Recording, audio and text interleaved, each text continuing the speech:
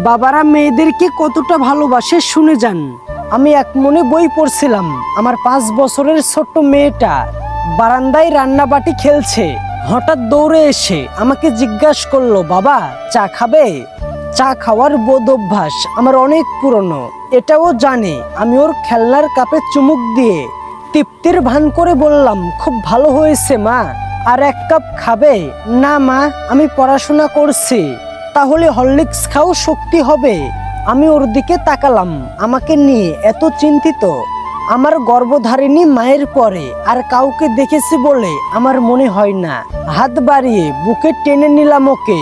ঘাড়ে মাথা দিয়ে ও চুপ করে শুয়ে আছে। ওর মাথার ঘামে আমার চোখ ঝাপসা হয়ে গেল। আহা মা, আহারে বন্ধন। মাঝে মাঝেই আমার চোখ কেন ভিজে যায়। সব কন্যার বাবাই কি আমার মতো লুকিয়ে কাঁদে? আমার বিয়ের দিনে বিদায় বেলা আমার শাশুড়ি তার মেয়েকে বুকে জড়িয়ে কেঁদেছিলেন। কম্পিত হাতে আমার হাত চেপে ধরে বলেছিলেন, আমার মেয়েটা বড্ড আদরের। ও যদি কোনো ভুল করে তাহলে আমাকে বলো বাবা, বকাঝোকা করো না। আমি সুবোধ বালকের মতো মাথা নেড়ে বলেছিলাম, ঠিক আছে বাবা। আমি আমার কথা রাখিনি। সংসার জীবনে টানা খিসাই আমি অন্যের মেয়েকে কাঁদিয়েছি, বকাঝোকা করেছি। আমি জানি আমার স্ত্রী ওগুলো মনে রাখেনি। সে এখন একমাত্র আমার সংসার নিয়ে চিন্তিত। এর বাইরে তার মাথায় কিছুই কাজ করে না।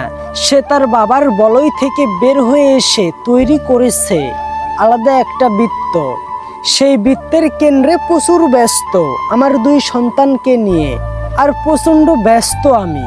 তার পৃথিবীটা আজ শুধু আমাদেরকে ঘিরেই। ভাবলে অবাক লাগে, কি আত্মত্যাগটাই না করে একজন নারী তার সংসারের জন্য। আমার ছোট মেয়েটাও একদিন আমাকে কাঁদিয়ে আরেক বৃত্তে চলে যাবে। আমাকেও হয়তো আরেক যুবকের হাত ধরে এই কথার পুনরাবৃত্তি করতে হবে। আমি চাই না আমার ব্যর্থতা আমার কন্যা সন্তানদেরকে স্পর্শ করুক। আমি ক্ষমা প্রার্থী কথা বলতে না পারার জন্য। কন্যার পিতা হওয়া অনেক কষ্টের। কতটা কষ্টের সেটার অনুভূতি পিতা হবার পূর্বে হয় না। আমার চোখের কোণায় অশ্রু গাঢ় হচ্ছে। আমার ছোট্ট মেয়েটা খুবই অস্থির হয়ে পড়েছে। কি জানি, মেয়েরা সম্ভবত বাবার অনুভূতি পড়তে পারে।